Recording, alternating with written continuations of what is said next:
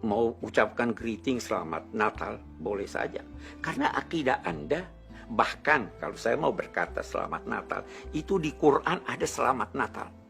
Yang pertama mengucapkan selamat Natal itu Isa alaihissalam. Di Quran dikatakan waktu dia lahir, wassalamun alayya yauma wulidtu wa yauma amutu wa yauma ub'atsu hayya. Salam sejahtera bagiku pada hari kelahiranku. Itu selamat Natal. Pengajian kita ini ya bukan berarti kita tidak toleransi, jangan salah paham. Kita toleransi. Namun toleransi ada batasannya, dan ini sudah difatwakan oleh MUI, Majelis Ulama Indonesia, sejak dulu. Mengucapkan selamat Natal hukumnya haram, dan kita sedang mendukung fatwa tersebut karena toleransi ada batasannya. Jangan sampai kebablasan ikut-ikutan, di antaranya ikut-ikutan mengucapkan selamat Natal dan yang lainnya, karena konsekuensinya adalah kekufuran. Ya. Konsekuensinya adalah kekufuran. Baik, sebelum saya pindah kepada poin berikutnya, ada syubhat yang disampaikan oleh mereka, dan syubhat ini selalu diulang-ulang. Di antaranya disampaikan oleh Bapak Quraisy Shihab, di antaranya juga oleh sebagian kiai. Mereka tidak memandang mengucapkan selamat Natal hukumnya haram. Kata mereka tidak. Bahkan disyariatkan menurut mereka. Disyariatkan kita untuk mengucapkan selamat Natal. Dan fatwa-fatwa ini juga muncul di Mesir. Ya, seperti Dr. Ali Jum'at, ya, dulu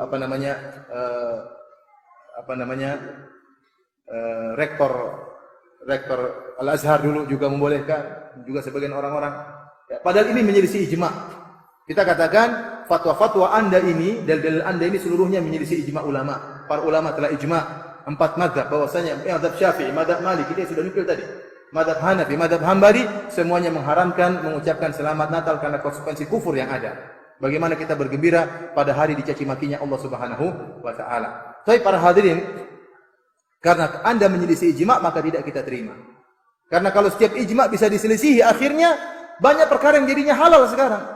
Akhirnya dibilang ini masalah khilafiyah. Sekarang ada orang mengatakan jilbab tidak wajib. Padahal ulama ijma' jilbab hukumnya apa? Wajib. Sehingga sekarang orang mudah meninggalkan jilbab dengan alasan, oh ini masalah khilafiyah. Ini bukan khilafiyah. Ini orang-orang sekarang aja ngomong demikian. Nanti kalau setiap ada pendapat baru dikatakan khilafiyah, akhirnya apa? Ada orang-orang liberal mengatakan semua agama masuk surga. Di akhirat bukan cuma ada surga Islam, ada surga Yahudi, ada surga Nasrani, ada surga Buddha, boleh kunjung-kunjungan. Repot. Ini khilafiyah. Bagaimana khilafiyah? Ini bukan khilafiyah. Ini pendapat lain yang muncul belakangan. Nanti lama-lama orang bilang ada khilafiyah, orang ateis bilang Tuhan tidak ada, orang Islam bilang Tuhan ada. Ada khilafiyah antara orang ateis sama orang Islam. Repot. Kalau kita buka pintu khilafiyah akan ada terus, kesesatan tidak akan selesai. Kesesatan tidak akan selesai. Selama iblis masih hidup, kesesatan akan terus berkembang. Iblis sudah mati belum? Belum kan? Berarti masih berjalan kesesatan tersebut. Tapi para hadirin dan hadirat yang dirahmati Allah Subhanahu wa taala, maksud saya, pendapat-pendapat yang mereka utarakan, dalil-dalil yang mereka utarakan tidak nyambung semua dan menyelisih ijma'. Bantahan kita pertama kali, Anda menyelisih ijma', sudah selesai. Kedua, kita bantah secara tafsir. Apa dalilnya Bapak Quraisy Shihab? Dia berdalil dengan firman Allah Subhanahu wa taala dalam surat Maryam, di mana Nabi Isa berkata, "Wassalamu alayya yauma wulidtu wa yauma amutu wa yauma ub'atsu hayya." Keselamatan bagiku tatkala aku dilahirkan, tatkala aku meninggal, tatkala aku dibangkitkan. Saya ulangi maknanya, keselamatan bagiku. Coba antum bawa Al-Qur'an atau tidak? Surat Maryam ayat 33. Surat Maryam ayat 33, surat 19 ayat 33. Kata Allah Subhanahu wa taala menukil perkataan Isa bin Maryam, "Wassalamu alayya yauma wulidtu wa yauma amutu wa yauma ub'atsu hayya." Keselamatan bagiku tatkala aku dilahirkan, tatkala aku meninggal, dan tatkala aku dibangkitkan. Kata mereka, lihat, Allah memberi ucapan selamat atau Nabi Isa mengucapkan selamat atas kelahirannya. Ini dalil bahwasanya mengucapkan selamat Natal disyariatkan, bukan cuma dilarang. Bahkan dia apa? Disyariatkan. Bagaimana bantahannya? Kita bilang ini bantahannya sangat mudah. Pertama, para ulama ahli tafsir tidak ada yang berpemahaman seperti kamu. Buka tafsir manapun enggak ada seperti itu. Dan saya sudah membaca tulisannya Abdul Muhsin Al-Ghazali dalam bukunya tentang pluralisme. Dia berdalil dan dia menukil perkataan Al-Qurtubi. Saya cek ternyata bohong. Dan saya ulangi, saya tidak pernah ragu-ragu mengatakan mereka dai pluralisme, mereka pembohong. Kenapa? Mereka sering mengecek, mereka sering menukil perkataan para ulama Ar-Razi, Al-Qurtubi, ya, dan para ahli tafsir. Ternyata saya cek ngawur semuanya, bohong semuanya. Karena saya berani mengucapkan ini karena itu disertasi saya. Saya sudah cek kebohongan-kebohongan mereka. Maka mereka itu adalah orang-orang yang mengaku ilmiah ternyata tidak ilmiah. Mereka mengaku menyuarakan kejujuran, ternyata mereka tidak jujur. Mereka tidak jujur. Tapi para hadirin, mereka mengaku-ngaku harus objektif, ternyata mereka subjektif. Mereka itu omong kosong aja. Intinya, pertama tafsiran keselamatan atas kelahiranku ditafsirkan dengan selamat hari Natal. Tidak ada satu ulama tafsir pun yang berpendapat demikian. Yang kedua, ini terjadi karena kerancuan, pencampur adukan antara bahasa Indonesia dengan bahasa Arab. Bahasa Arab, assalamu alayya, artinya bukan selamat Natal atau tapi doa supaya saya selamat. Sama seperti saya ketemu antum, saya mengatakan assalamualaikum. Apa artinya? Semoga engkau apa? Selamat. Itu maksudnya demikian. Beda dengan selamat bahasa Indonesia. Selamat Indonesia itu apa? Ucapkan selamat. Paham? Orang naik pangkat, oh selamat. Bukan assalamualaikum naik pangkat, kan enggak nyambung. Assalamu alayka itu kalimat tahiyah. Beda kalau salamat dalam bahasa Indonesia itu kalimat tahniah, beda. Ini mencampur adukan antara bahasa, saya heran mereka ini katanya jago bahasa Arab. Tapi mereka mencampur adukan antara bahasa Arab dengan bahasa apa? Indonesia. Salamat dalam bahasa Indonesia artinya ucapan selamat. Dalam bahasa Arab artinya doa. Makanya kalau di Arab sana, kalau antum tinggal di Arab, mudah-mudahan antum bisa ke Arab untuk umroh atau haji. Amin ya rabbal alamin. Amin. Kalau ada orang sakit, misalnya anak saya sakit, pasti ada yang datang ketemu. Oh Firanda, selamat, selamat. Bukan selamat anakmu sakit, tapi semoga anakmu selamat. Maksudnya demikian. Jadi selamat itu artinya apa? Semoga selamat. Bukan ucapan selamat sakit. Loh, gimana? Saya ulangi, di Arab sana kalau ada orang sakit, ada orang misalnya antum jalan kakinya patah ketemu teman, pasti dia mengatakan, Firanda selamat, selamat.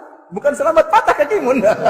Tapi maksudnya apa? Semoga engkau apa? Sembuh. Semoga selamat. Lah ini mereka mencampur adukan bahasa Arab dengan bahasa Indonesia.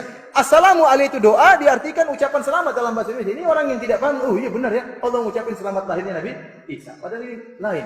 Maksudnya assalamu alayya yauma wulitu wa yauma amutu wa yauma ub'atsu hayya artinya keselamatan bagiku. Tatkala aku lahir, tatkala Isa lahir tidak menangis, tidak diganggu oleh syaitan. Tidak seperti anak-anak lain kalau lahir dicuil oleh setan sehingga menangis. Yauma amutu, keselamatan bagiku tatkala aku meninggal dunia. Kenapa? Aku tidak disalib sebagaimana persangkaan orang-orang Yahudi dan persangkaan orang Nasrani. Allah mengatakan, "Wa ma qataluhu wa ma salabuhu walakin syubbiha lahum." Mereka tidak pernah menyalib Nabi Isa. Mereka tidak pernah membunuh Nabi Isa. Akan tapi ada orang diserupakan dengan Nabi Isa. Barrafa'ullahu ilaihi. Allah angkat Nabi Isa. Berarti Nabi Isa selamat tatkala meninggal. Selamat tidak disakiti oleh orang kafir. Wa yauma ub'atsu hayya, dan keselamatan atasku tatkala aku dibangkitkan. Bukan selamat bangkit dari kubur, bukan. Tetapi maksudnya tatkala aku dibangkitkan dalam kondisi dimuliakan. Bukan seperti orang-orang musyrik yang dibangkitkan, dihinakan, berjalan di atas kepalanya dalam kondisi tidak bisa melihat, tidak bisa berbicara. Tetapi aku dibangkitkan dengan penuh kemuliaan. Ini maksudnya demikian ayat tersebut. Antum buka buku tafsir apapun begitu makna. Ada pendapat yang tapi tidak keluar dari pendapat ini. Kemudian kalau kita artikan sebagaimana maksud mereka, assalamu alayya artinya selamat hari lahir. Kalau gitu, berarti kita juga mengucapkan selamat hari matinya Nabi Isa. Karena ayatnya gabung, assalamu alayya yauma wulitu wa yauma amutu, keselamatan bagiku tatkala aku lahir, tatkala aku mati, tatkala aku dibangkitkan. Berarti disyariatkan juga selamat mati. Apakah ada orang yang gembira dengan matinya seorang nabi? Jadi para hadirin dan hadirat yang dirahmati Allah Subhanahu wa taala, kelaziman dari perkataan mereka pendalilan dengan ayat ini, assalam diartikan dengan selamat. Berarti kita ada hari keselamatan akan lahirnya Nabi Isa. Baik. Yang kedua bagaimana? Keselamatan ucapkan selamat atas matinya Nabi Isa. Ini kekufuran. Siapa yang gembira dengan matinya seorang nabi? Ya. Apa antum gembira kalau Nabi Muhammad SAW meninggal? Sementara para sahabat menangis. Gembira dengan matinya seorang nabi, ini kekufuran. Terus bagaimana mengucapkan selamat atas hari kebangkitan? Nabi Isa dibangkit, Nabi Isa selamat bangkit. Enggak. Oleh karenanya maksudnya assalam di situ adalah bukan ucapan tahniah tapi tahiyyah, yaitu ucapan doa. Ucapan doa. Maka kita katakan mereka tidak punya dalil sama sekali. Dan kalau antum perhatikan ayat, coba antum perhatikan, saya bacakan surat Maryam. Allah sebutkan berbicara tentang lahirnya Nabi Isa, ya. Bagaimana ibunya Maryam hamil, kemudian kesakitan, kemudian lahirlah Nabi Isa. Kemudian Nabi Isa berkata, "Qala inni Abdullah atani al-kitaba wa ja'alani nabiyya." Bayangkan ini ayat dijadikan tentang bolehnya ucapan selamat Natal, padahal ayat tersebut dari awal sampai akhir menjelaskan Nabi Isa seorang manusia dan nabi, bukan Tuhan. Qala ini Abdullah. Isa berkata, aku adalah hamba Allah.